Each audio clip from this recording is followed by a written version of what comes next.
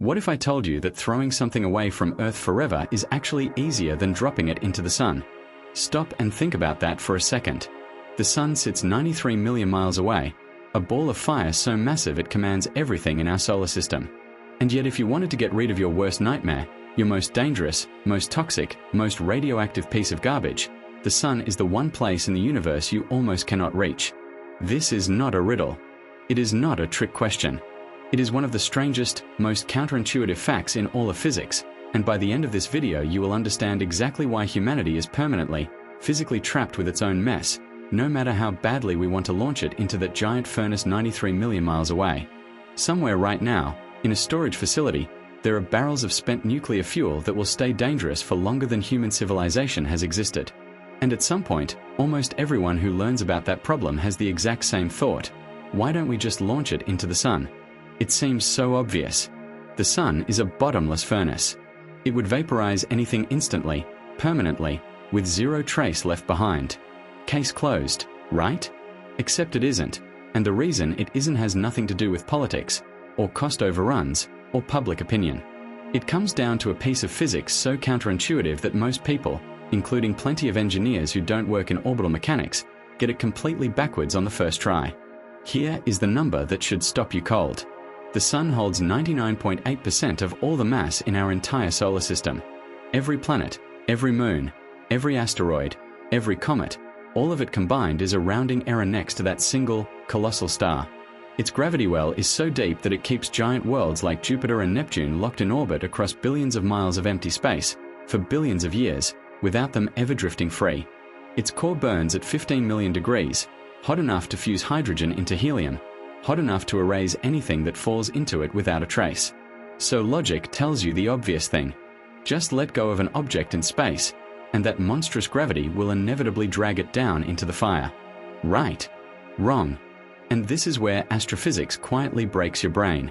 It is, in real terms, harder to crash something into the Sun than it is to fling that same object completely out of the solar system, past Pluto, past the Oort cloud, out into interstellar space forever. Read that again. Escaping the Sun's grip entirely is the easier task. Falling into it is the hard one. If that sounds backwards, that is because your intuition about gravity was built on watching things fall on Earth, not on understanding how bodies move through space. So let's take that intuition apart, piece by piece, because once you see the mechanism, you will never look at the Sun the same way again. The first thing you need to unlearn is the idea that Earth is standing still. It is not. Right now, as you listen to this, you are moving.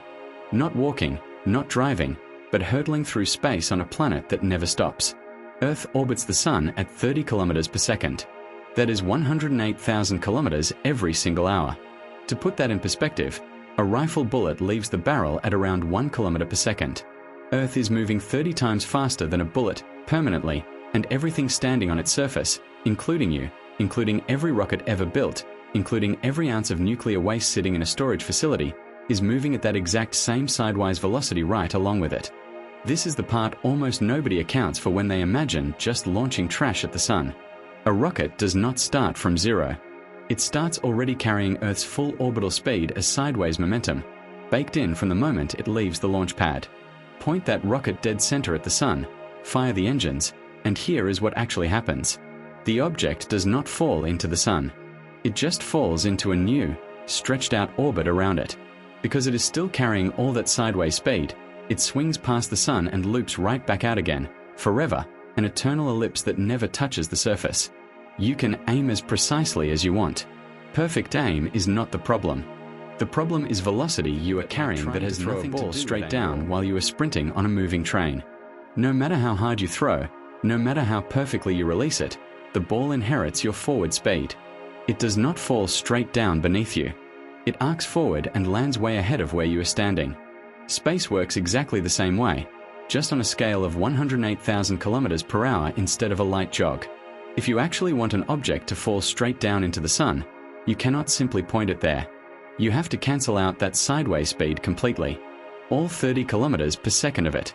You need to hit the brake so hard that the object goes from racing sideways at rocket speed to sitting dead still relative to the Sun. Only then does gravity finally take over and pull it straight down into the fire. And that single requirement, killing 30 kilometers per second of sideways velocity, is where the entire plan collapses under its own weight. Because braking in space is not free. It costs fuel. A staggering, almost absurd amount of fuel. Let's actually run the numbers, because this is where the idea goes from difficult to basically impossible. If you wanted to send a rocket completely out of the solar system, escaping the sun's gravity forever and drifting off into interstellar space, past every planet, past every trace of home, you would need to add roughly 12 kilometers per second of extra speed on top of what Earth already gives you for free. 12 kilometers per second. That is the escape ticket to leave the entire solar system behind. It sounds enormous, and it is, but compare it to the other option. To cancel out Earth's orbital velocity and actually fall into the sun, you need to remove 30 kilometers per second.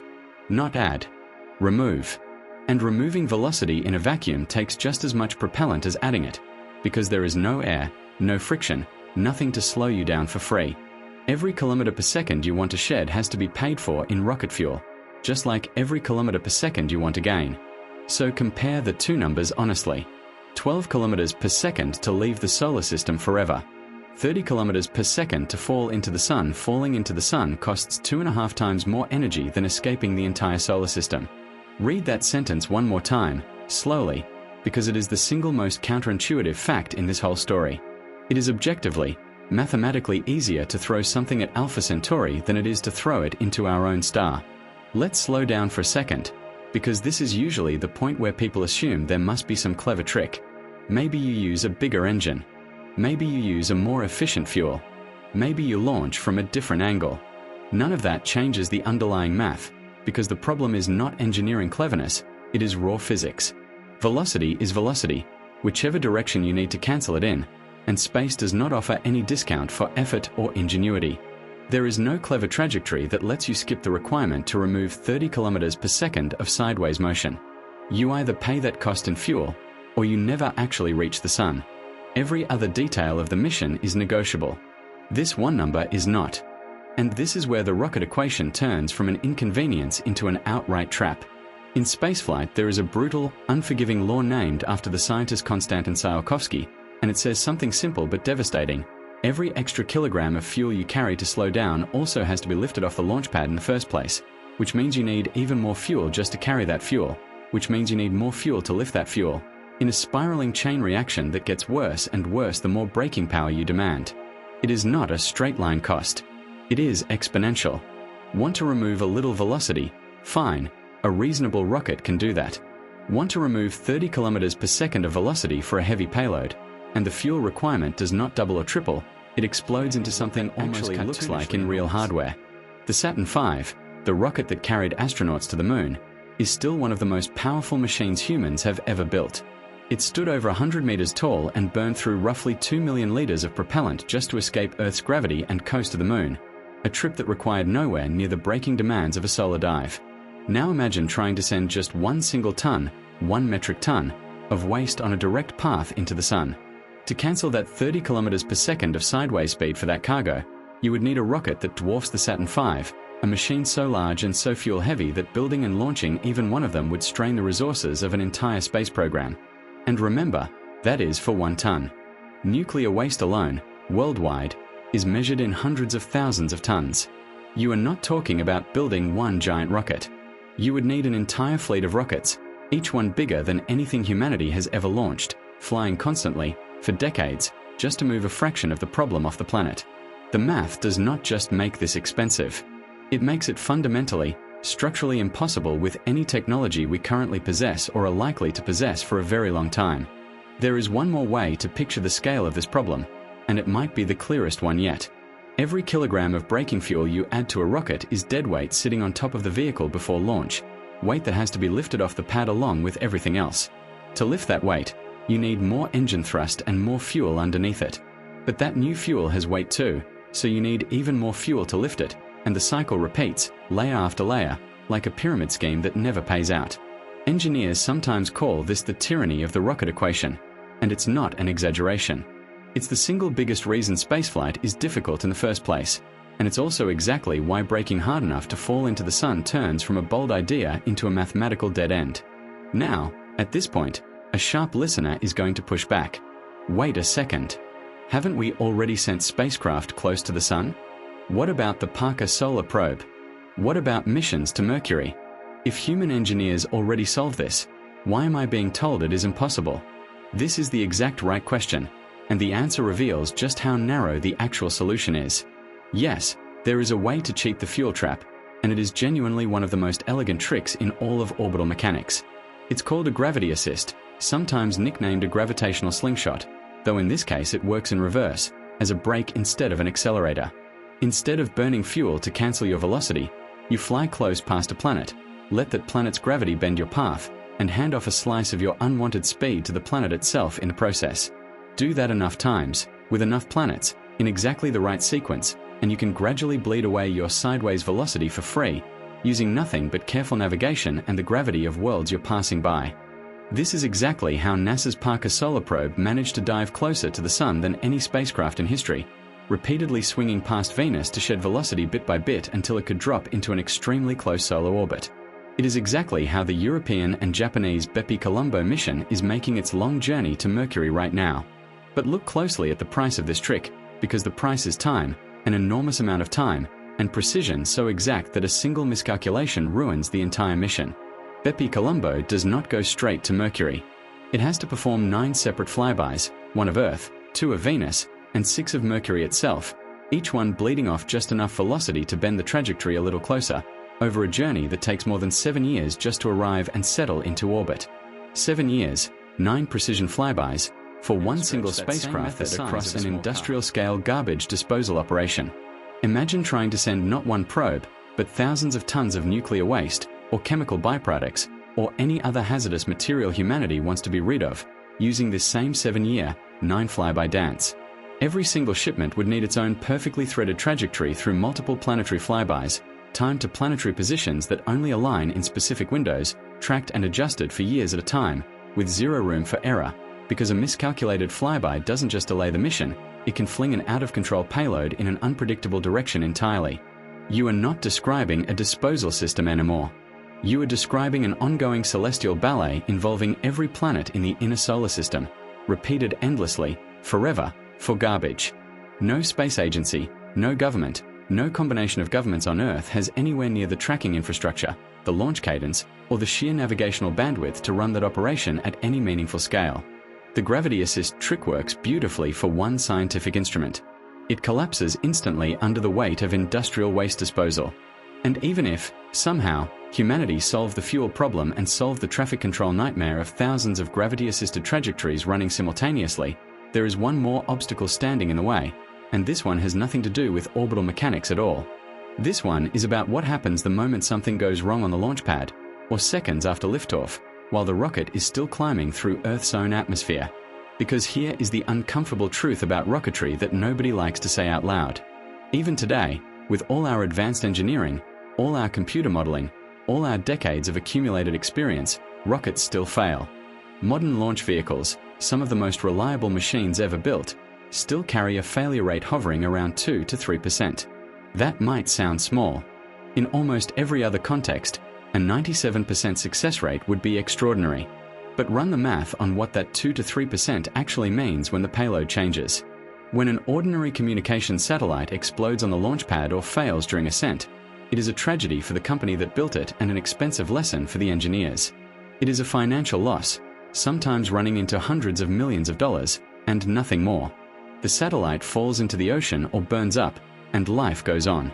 But now replace that satellite with thousands of tons of spent nuclear fuel rods, or with barrels of concentrated chemical toxins, exactly the kind of material that would motivate someone to try shooting it into the sun in the first place. Run that same 2 to 3% failure rate across the hundreds or thousands of launches an industrial-scale program would require, and simple statistics tell you that a catastrophic failure is not a remote possibility. It is a mathematical inevitability. Somewhere along that production line of launches, one of them will fail, and when it does, it will not fail quietly in the vacuum of space. It will fail while it is still climbing through Earth's own upper atmosphere, exactly the layer of air where high-altitude jet stream winds are strong enough to carry fine particles across entire continents in a matter of days. In other words, a rocket carrying radioactive or toxic cargo that explodes during ascent does not disappear. It becomes, instantly and by definition, one of the most effective dirty bombs ever created, except detonated by accident, at high altitude, with no target and no way to contain the fallout. The very winds that circulate our planet's weather would become the delivery mechanism, scattering lethal material across oceans and borders in exactly the way we spent decades trying to prevent through nuclear treaties and containment protocols. The plan to protect Earth's future by launching its most dangerous waste that the Sun carries, built directly into its own execution, a real and recurring chance of causing exactly the global contamination event the entire plan was supposed to prevent. You do not eliminate the risk of nuclear waste by trying to launch it away. You just change the shape of the risk, and arguably make it worse, faster, and hiding underneath all of this that rarely gets mentioned, one that has nothing to do with rockets at all. Even setting aside the fuel, the flybys, and the failure statistics, who exactly would agree to let this happen over their heads? Rocket launches already require flight corridors over open ocean, precisely so that if something goes wrong, debris falls somewhere empty rather than somewhere populated. Multiply the number of launches into the hundreds or thousands needed for a real waste disposal program, and you are asking the entire world to accept a permanent, recurring chance of catastrophic fallout, indefinitely, in exchange for a plan that international treaties on nuclear material and orbital debris would almost certainly forbid before a single rocket left the ground. This isn't just a technical problem. It's a problem no government could get approved even if the engineering somehow worked. So let's step back and look at the full picture, because every piece we've walked through locks into the next one like a chain, and none of them offer an exit. Earth carries you through space at 30 kilometers per second whether you like it or not, and that speed has to be cancelled, not ignored, before anything can actually fall into the Sun. Cancelling that speed costs more energy, more fuel, and more raw engineering than escaping the solar system entirely, which makes a direct shot at the Sun the single most expensive maneuver in all of practical spaceflight, harder than reaching any other destination in the galaxy we could realistically aim. 4. The one workaround, slow gravitational slingshots past multiple planets, does exist and does work, but only at the tiny, patient scale of a single scientific probe taking the better part of a decade to arrive, a method that cannot possibly be scaled up to industrial waste removal without collapsing under its own logistical weight. And even if you found a way past all of that, the simple statistical reality of rocket failure rates means that any large-scale launch program carrying hazardous material will, sooner or later, fail during ascent, and turn our own atmosphere into the delivery system for exactly the disaster we were trying to avoid. Every single layer of this problem reinforces the others. Physics blocks it. Fuel economics blocks it. Navigational complexity blocks it. And basic safety statistics blocks it one final time, just in case anything managed to slip through the first 3 walls. So here is where that leaves us, and it is worth sitting with for a moment. The Sun, despite holding almost all the mass and all the gravity in our entire solar system, is functionally unreachable for the one purpose we might actually want it for. We cannot use it as a cosmic incinerator. We cannot quietly launch our nuclear waste, our worst chemical byproducts, our most permanent environmental headaches, off the edge of the world and let a star billions of years old simply make them disappear. The math will not allow it. The fuel will not allow it. The safety statistics will not allow it. Every law of orbital mechanics that keeps our planets locked in stable, beautiful, predictable orbits for billions of years is the exact same law that traps us here with everything we have ever created, good and bad alike. We live on a platform that never stops moving, sealed inside a gravitational system with only one real exit, and that exit points outward, away from everything, not down into the fire. There is no cosmic trapdoor. There is no orbital shortcut waiting to be discovered by a clever engineer with a big enough rocket. The Sun will keep burning at 15 million degrees at its core for billions more years, magnificent and untouchable, and every single problem we create down here on Earth is going to stay right here with us. Not because we lack ambition, and not because we lack technology, but because the universe itself, through pure unforgiving physics, has quietly decided that this one most important takeaway buried inside all this orbital mechanics. We tend to imagine that with enough rockets and enough money, humanity can eventually throw any problem far enough away to stop worrying about it. Space feels infinite, and infinity feels like it should have room for our mistakes. But the Sun sitting right at the center of our own solar system, the one object massive enough to seemingly solve everything, turns out to be the single hardest target in the entire sky to actually hit. The same orbital momentum that keeps our planet gliding safely around that star for billions of years, never spiraling in, never drifting away, is the exact same momentum that makes it almost impossible for us to send anything the other direction. It is a strange kind of cosmic irony. The very stability that allows life to exist here in the first place is what permanently seals off our easiest imagined escape route for what we create. So if we want a future without mountains of nuclear waste and toxic byproducts, we are not going to find it 93 million miles away. We are only ever going to find it by solving the problem right here, on the same fast-moving, gravity-bound planet where we made it in the first place. The sun was never going to save us from ourselves. It was never even a possibility. And once you understand the physics behind why, you start to see this planet a little differently, not as a launch pad with an escape hatch, but as the only place we actually have, moving through space together, mistakes and all.